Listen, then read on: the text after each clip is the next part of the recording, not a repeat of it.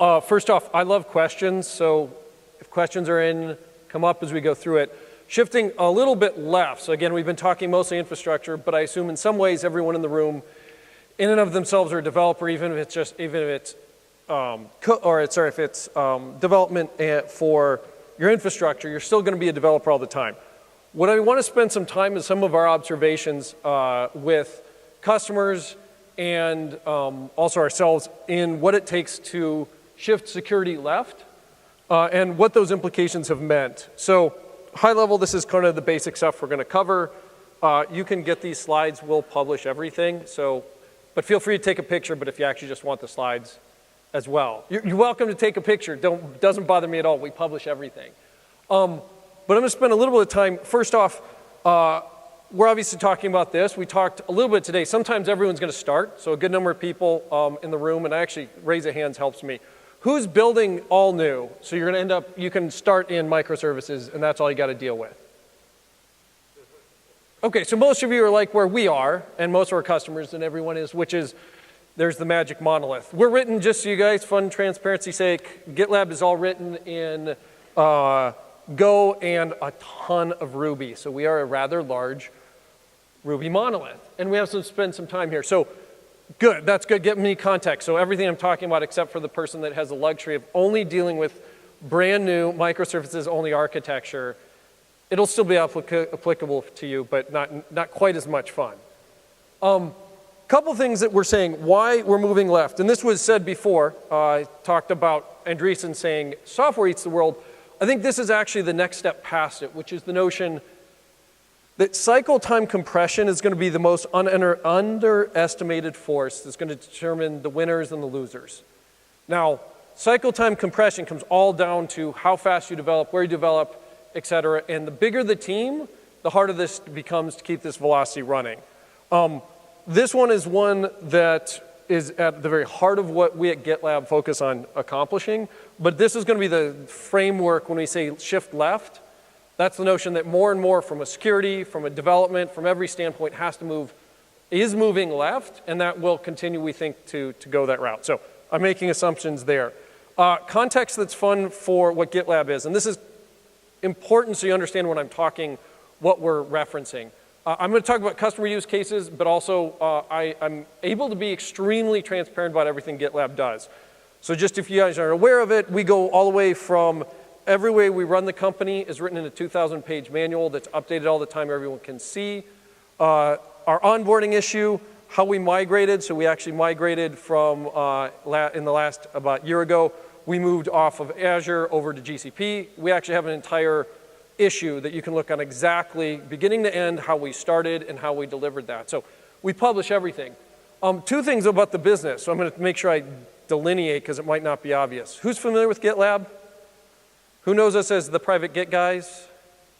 Private Git, everyone's like, hey, private Git. Anyway, so we have two primary business models, which will relate probably a whole lot to you guys. We have a SaaS model called GitLab.com, and then we have a model that we ship, which is self-managed. Self-managed GitLab is about 85% of our business, and it runs everywhere. So we have to deliver on two interesting models as we go about this process. We have to deliver to an ongoing, quickly updated solution in GitLab.com, and we have to be able to ship software to our customers, and they do that on-prem, and we deliver every month. So our release cycle is on a monthly basis.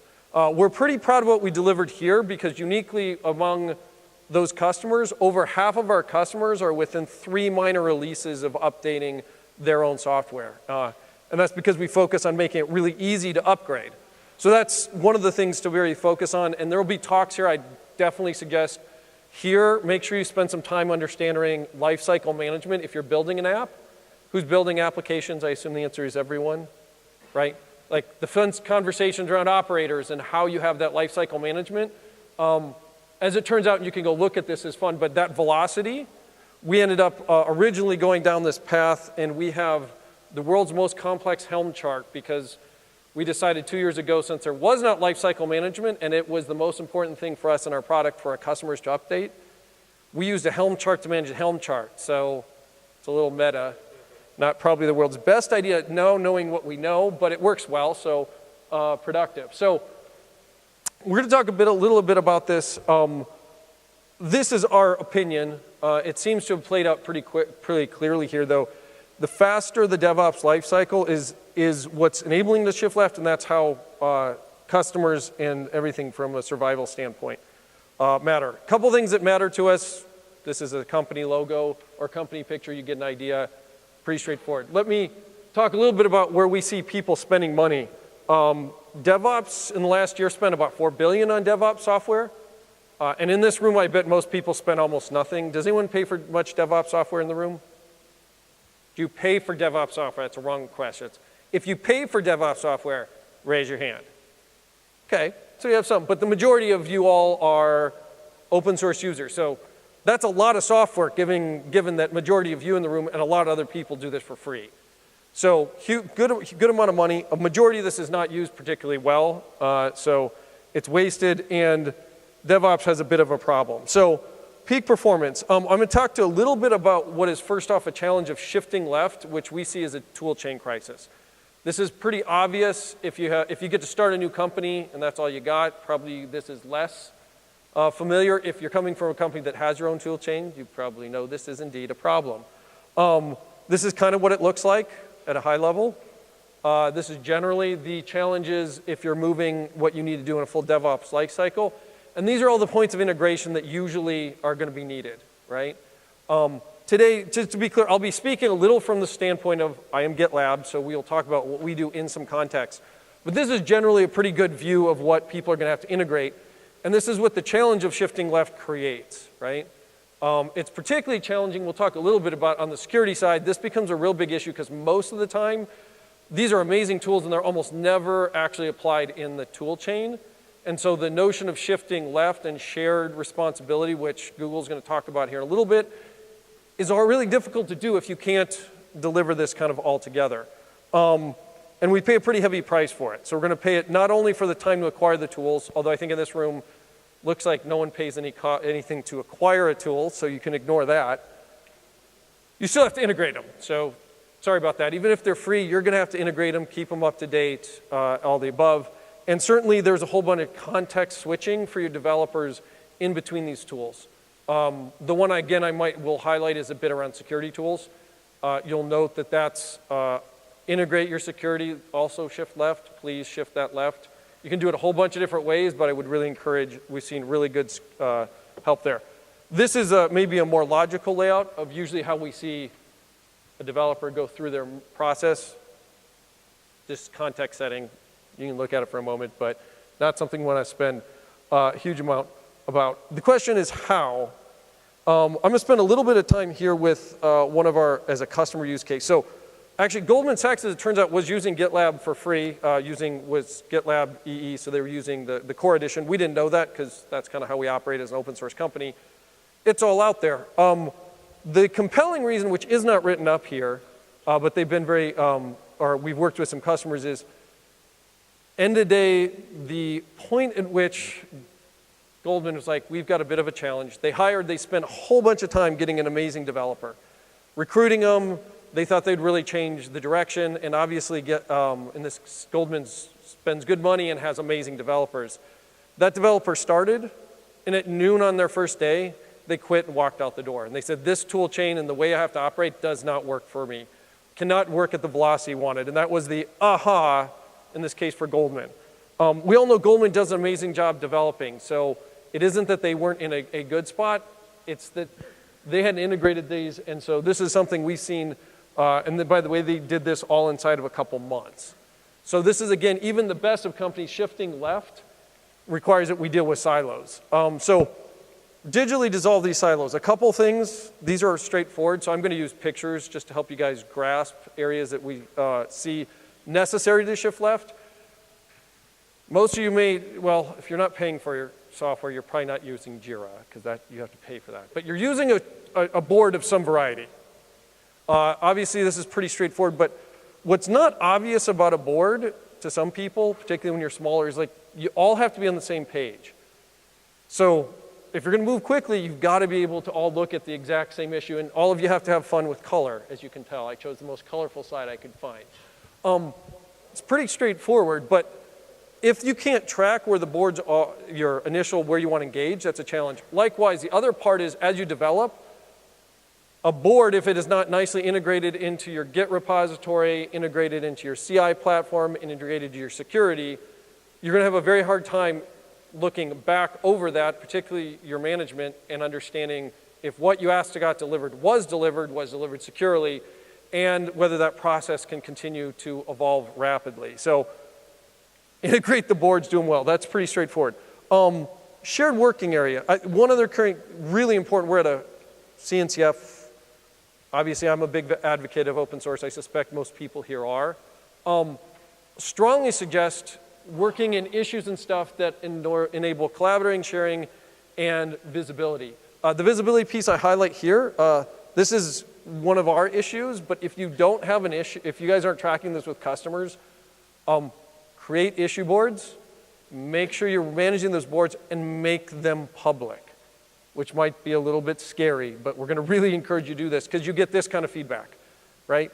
On our last release in open source, because we allow people to easily both make commitments but also see exactly how this evolves, and I think the big projects do this pretty well, right? So I think all the CNCF projects, that's kind of a given. Everyone assumes that's how it orients.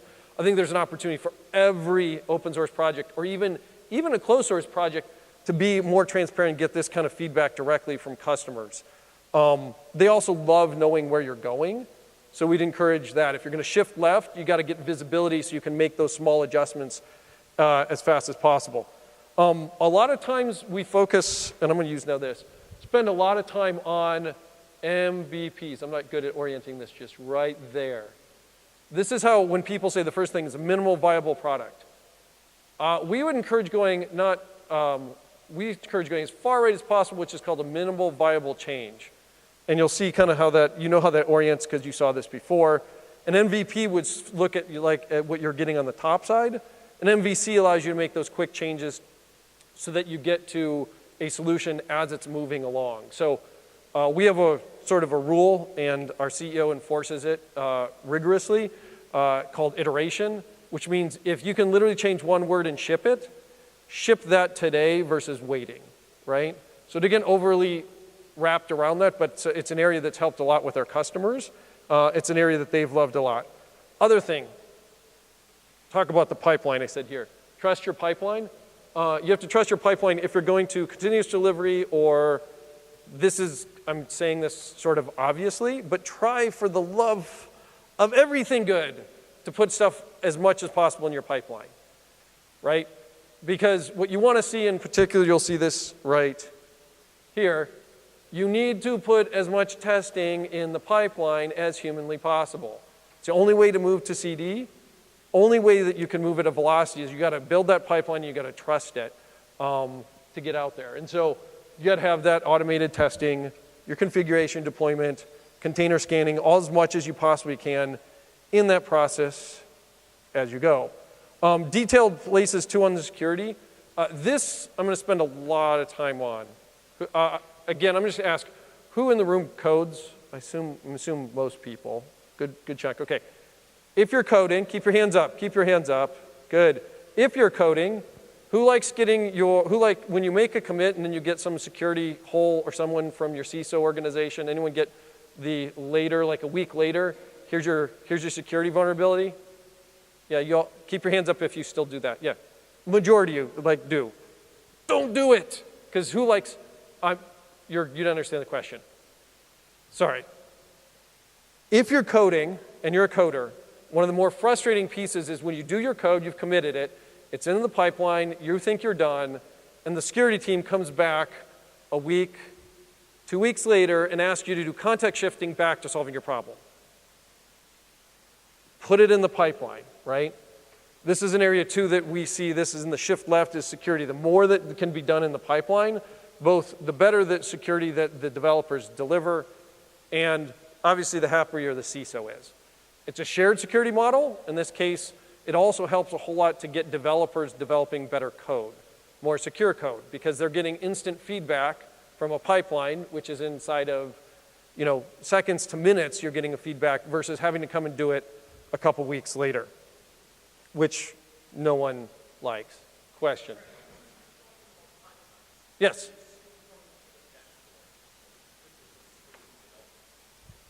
Screens in the office, in terms of how the pipeline's running?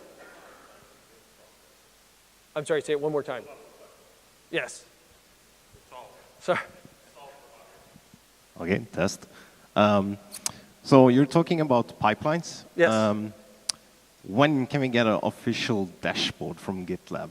Because at the moment I'm using it on an official one, and it's not really nice. I think it fires off 10,000 requests in like 5 minutes. But we really need a dashboard or something to visualize the pipelines running so we can easily notice when things are actually red and breaking. Because we only care about committing, pushing code, and see that things are green and being delivered. So we really want a dashboard. Okay, so I'm going to repeat this to make sure I'm correct. And first off, the other transparency. First off, one, thank you for the feedback. I think the feedback was, he happens to be a GitLab user. I think this is probably applicable across any tool set, but at least in this case, you want to see when you kick off a pipeline, where the pipeline is in terms of running and execution across not just, say, your pipeline, but all the pipelines that are going at the same time. Product feature release, yes, we're working on it, but that's a great question. And you're asking that from a visibility and operational standpoint, right? To say, do you manage a team of developers, or you just want to see sort of how it's overall fitting? Yeah. Okay, so this is back to the visibility. He wants to be able to see what's all the pipelines running at any time, customer. So product feedback, we need to make this. So he's asking for transparency, everyone knows. He doesn't want this view, which is interesting for the actual pipeline. He's fine with that. He would like to have a visibility across all the pipelines that are firing off at the same time, so he knows when those are all going to come back together. Yes. We'll work on that. I will say that's an area that's obviously at the operational level that's helpful, and work I think we still need to do. So thank you. Last thing, a couple of things that containers enable. And again, by the way, I'm talking about this. This is doable in other tool chains too, right? So I'm just using examples because I can take screenshots of them and I can give you direct feedback. Or in this case, I can get direct feedback when we need something we need to do. A couple other pieces that I would use. If you have a possibility to shift left, use what's called review apps. The notion of review apps is when you're done with the build before it goes and you make a commit. If you're going through and executing it, in this case, I'll draw your attention to this. If this is, say, a web page, you'll see you can actually, and actually go from top, you can actually click right here in the view app. Once you have the build, you can actually go and look at what it would look like in production, right? So this is helpful at the case of maybe using gentleman's case here. He's got a bunch of reviews. He has to decide when it's going to get merged. Some of the more important thing is not looking at just his code, but hey, what would it look like in production before I hit the merge button, right? This helps a whole lot in that collaboration, particularly if you're doing it with, like, say you're working with UI UX team. They're going to want to make sure that what you just delivered is going to fit inside of the world that they are responsible for. So this is an interesting tool. Helps shift things more left, make those decisions earlier. The other one, if you do, and there's a number of people do this well, is around, in this case, feature flags. So this is useful. It's very useful in a whole bunch of places. We use it because we ship software in different releases, and our customers may pick it up and not want to roll it out broadly. So feature flags are extremely helpful, and I'll highlight them right here, right over here. And in a feature flag, that means that you can have a feature that is not yet turned on, and you can do it by geo. So some people may do this from a geo rollout, so they might want one region to have it, not another region to have it. They might want a different version. So we offer a number of versions depending on, say, for our paid stuff, a license key, and that might be another way that you can use it. But this is a really good process. There's a number of companies that do this. Would definitely encourage that. Helps move these decisions left all before they get into your Kubernetes environment. Again, same idea, the feature flags and canary releases reduce that challenge. Then there's a couple process things that it would encourage. So this is in working with devs. I think this is straightforward. I'm be honest, I don't see most people do this. Make sure you do frequent public as possible. Retrospectives. So if you roll out a big version or a small version, we do this, for example, every month, have a retrospective, no blame retrospective. This helps a huge amount for the devs, but it helps for the people that took the release, so they may have some really good feedback on that release. Do that regularly. If you need to know how to do any of these, or anything that I've talked about, I'm going to give you a really good resource. We have a handbook. It's about 2,000 pages. It's public, so all you have to do is says GitLab Handbook. And it's going to go through a lot of what I just said. So this is also the process side to the technical part. And it's a free resource. We'd encourage anyone in the world that wants to use it. Talk about, hey, how do you run a retrospective? How do you do joint builds?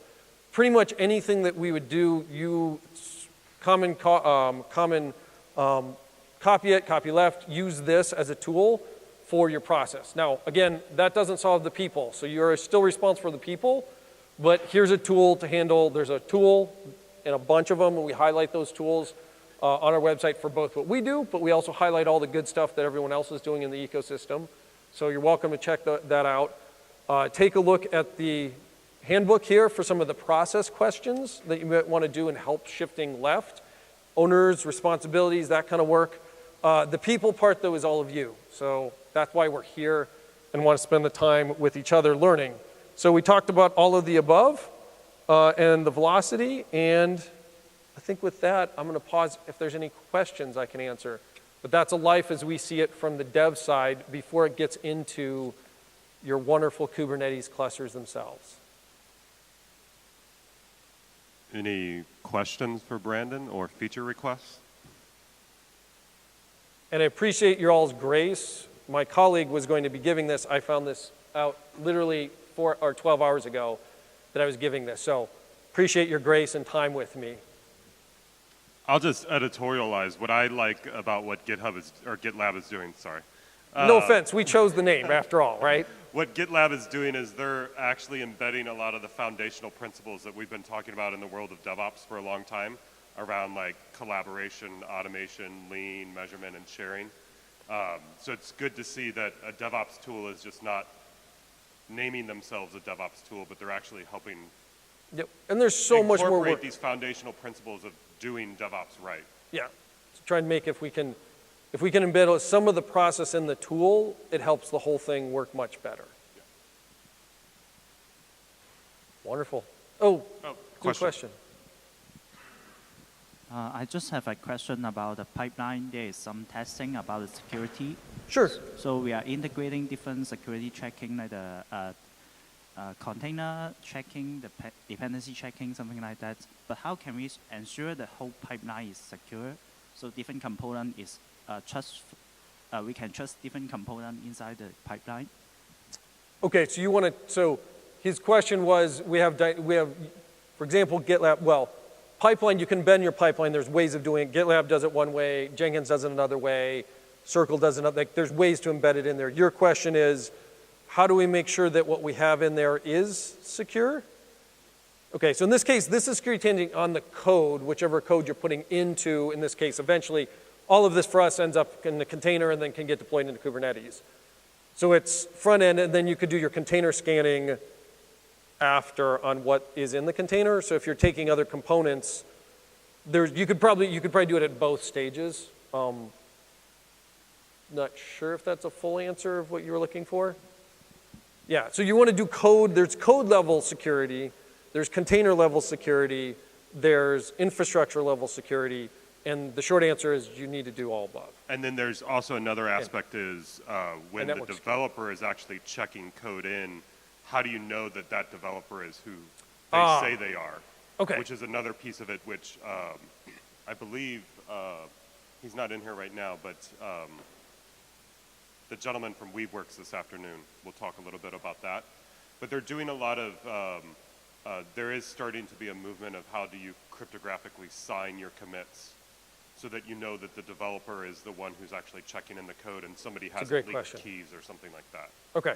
Yeah, and that's very important. Particularly, it becomes very important in a very open, where you're doing a bunch of open commits. If it's a private project and everything, that's probably less, you probably have less of concern. But yeah, there's a lot of good work going on there to make that, make sure that who writes the code is the person you think that wrote the code. Especially around the recent incident of GitHub and GitLab and Git keys being leaked and Yep. people Yeah, if you're, ransom, what was it called? yeah, I don't think we've named it, but yeah, the short answer is people left their keys publicly and they had their Git repositories across GitHub, GitLab, and Atlassian. We wrote a joint blog post, all three companies, on best practices. This was, I think, now last week, 14 days ago. So if you would please read that, I assume most people use Git. I know this sounds dumb, but please don't put your keys in a public place. Just don't do it. Which is why it's important to have checks in Well, your there's checks, pipeline yes. to make sure you're not shipping that. Yes, so we're working on that, as I think all of the companies are Git-based, which are those three, on ensuring that how do we continue to automate and do scanning for your keys. So we'll be doing that too, just to try and make sure if we see a key that is not where it should be, we're giving you a flag. At least probably shouldn't do that option. Any other questions? We have time for one more.